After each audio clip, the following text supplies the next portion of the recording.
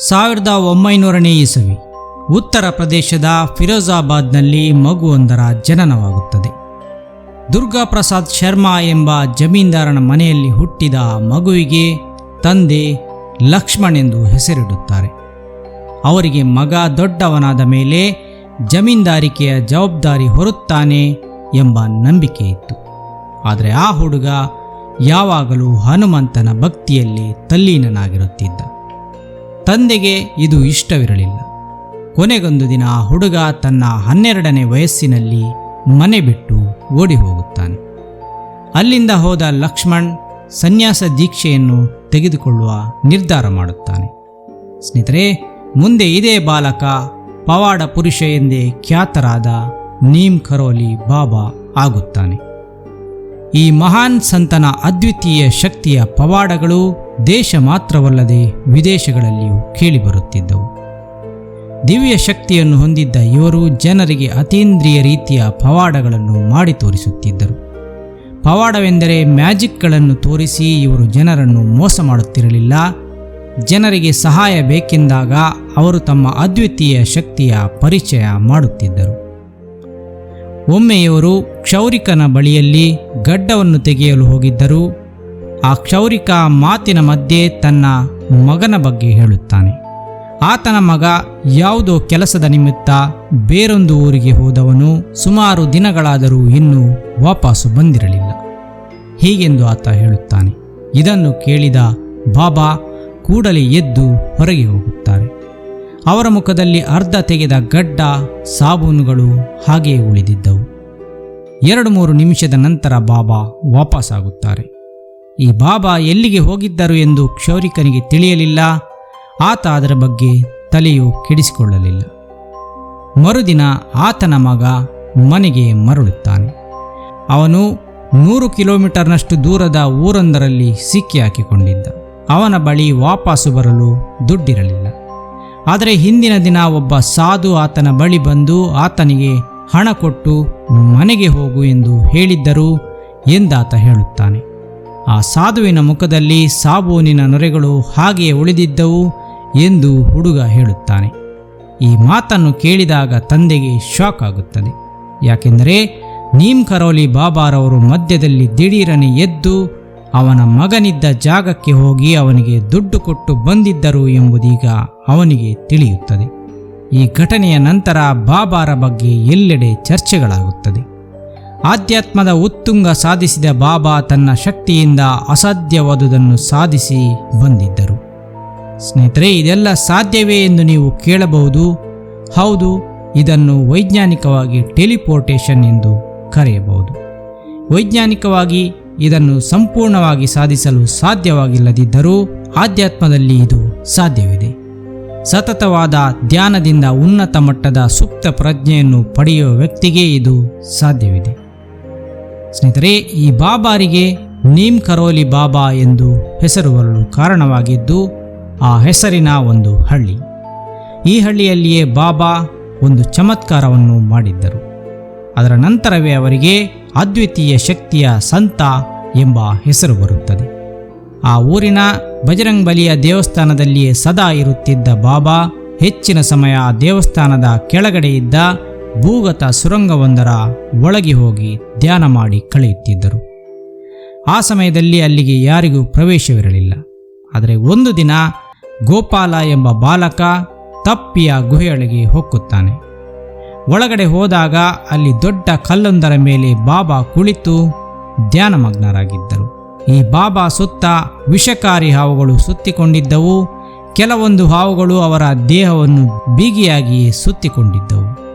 ಈ ದೃಶ್ಯವನ್ನು ನೋಡಿ ಹೆದರಿದ ಗೋಪಾಲ ಭಯಾನಕವಾಗಿ ಕಿರುಚಿಕೊಂಡು ಅಲ್ಲಿಂದ ಓಡಿ ಬರುತ್ತಾನೆ. ಹೊರಗೋಡಿ ಬರುವಾಗ ಅವನು ಎಡವಿ ಬೀಳುತ್ತಾನೆ. ಅಲ್ಲಿಗೆ ಹಳ್ಳಿಗರೆಲ್ಲ ಓಡಿ ಬಂದಿದ್ದರು. ಇತ್ತ ಶಬ್ದ ಕೇಳಿ ಬಾಬಾ ಕೂಡ ಬರುತ್ತಾರೆ.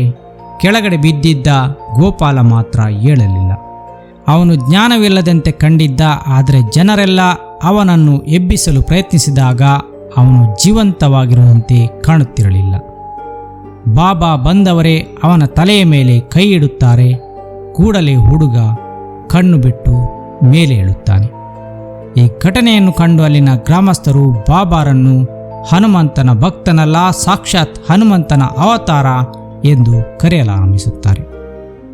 ಹಲವಾರು ವರ್ಷಗಳವರೆಗೆ ನೀಮ್ ಕರೋಲಿ ಹಳ್ಳಿಯಲ್ಲಿಯೇ ಕಳೆದ ಬಾಬಾ ಮುಂದೊಂದು ದಿನ ನೈನಿತಾಲ್ಗೆ ತೆರಳುತ್ತಾರೆ. ಅಲ್ಲಿ ಕೈಂಚಿ ಧಾಮ ಎಂಬ ಆಶ್ರಮವೊಂದನ್ನು ತೆರೆಯುತ್ತಾರೆ. 1976ರಲ್ಲಿ ಇಲ್ಲೊಂದು ಬೆಳವಣಿಗೆ ನಡೆಯುತ್ತದೆ. ಅಮೆರಿಕಾದ ರಿಚರ್ಡ್ ಆಲ್ಪೆರ್ಟ್ ಎಂಬವರು ಭಾರತಕ್ಕೆ ಬರುತ್ತಾರೆ. ಇವರು ಅಮೆರಿಕಾದಲ್ಲಿ ಸ್ಪಿರಿಚುವಲ್ ಟೀಚರ್ ಮತ್ತು ಸೈಕಾಲಜಿಸ್ಟ್ ಆಗಿದ್ದರು. ಭಾರತಕ್ಕೆ ತಿರುಗಾಡಲು ಬಂದಿದ್ದ ಇವರು ಹಿಮಾಲಯದ ತಪ್ಪಲಲ್ಲೆಲ್ಲ ಅಲೆದಾಟದ ನಂತರ ತನ್ನ ಗೈಡ್ ಬಳಿಯಲ್ಲಿ ಭಾರತದ ಸ್ಪಿರಿಚುವಲ್ ಸೈಡನ್ನು ತೋರಿಸುವಂತೆ ಕೇಳುತ್ತಾರೆ. ಗೈಡ್ ಅವರಿಗೆ ಕೈಂಚಿ ಧಾಮ ಆಶ್ರಮಕ್ಕೆ ಕರೆತರುತ್ತಾರೆ. ಇಲ್ಲಿ ಅವರಿಗೆ ನೀಮ್ ಕರೋಲಿ ಬಾಬಾ ಜೊತೆಗೆ ಭೇಟಿಯಾಗುತ್ತದೆ. ಬಾಬಾ ಅವರನ್ನು ತುಂಬ ಮಾತನಾಡಿಸುತ್ತಾರೆ. ಈ ಮನುಷ್ಯ LSD ಎಂಬ ಮಾದಕ ವಸ್ತುವಿನ ಸೇವನೆ ಮಾಡುತ್ತಾರೆ ಎಂಬುದು ತಿಳಿಯುತ್ತದೆ. ಬಾಬಾ ಆತನಿಂದ LSDಯನ್ನು ತೆಗೆದುಕೊಂಡು ಸೇವನೆ ಮಾಡಿ ತೋರಿಸುತ್ತಾರೆ. ಸಾಧಾರಣವಾಗಿ ಮನುಷ್ಯರು ತೆಗೆದುಕೊಳ್ಳಬಹುದಾದ ಪ್ರಮಾಣಕ್ಕಿಂತ 2 ಪಟ್ಟು ಅಧಿಕ ಪ್ರಮಾಣದ LSDಯನ್ನು ಅವರು ತೆಗೆದುಕೊಂಡಿದ್ದರು. ಆದರೆ ಬಾಬಾನಿಗೆ ಅದರಿಂದ ಯಾವುದೇ ಪರಿಣಾಮ ಆಗಲಿಲ್ಲ. ಇದನ್ನು ಕಂಡು ರಿಚರ್ಡ್ಗೆ ದಿಗಿಲಾಗುತ್ತದೆ. ಆತ ಅಂದೇ ಬಾಬಾನ ಭಕ್ತನಾಗುತ್ತಾನೆ.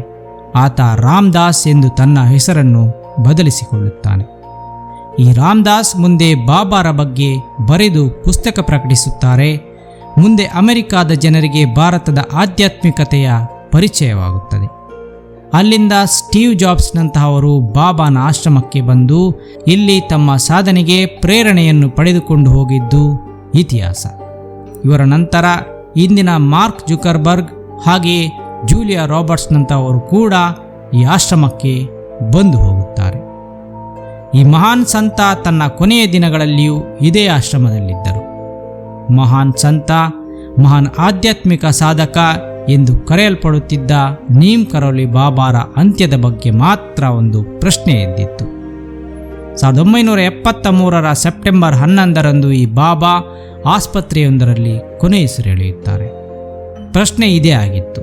ಮಹಾನ್ ಸಂತರೆಲ್ಲ ತಮ್ಮ ಇಚ್ಛೆಯಂತೆ ದೇಹತ್ಯಾಗ ಮಾಡುತ್ತಾರೆ, ಆದರೆ ಇವರೇಕೆ ಅನಾರೋಗ್ಯದಿಂದ ಆಸ್ಪತ್ರೆಯಲ್ಲಿ ತೀರಿ ಹೋದರು ಎಂಬ ಪ್ರಶ್ನೆ ಎಲ್ಲರನ್ನೂ ಕಾಡುತ್ತದೆ.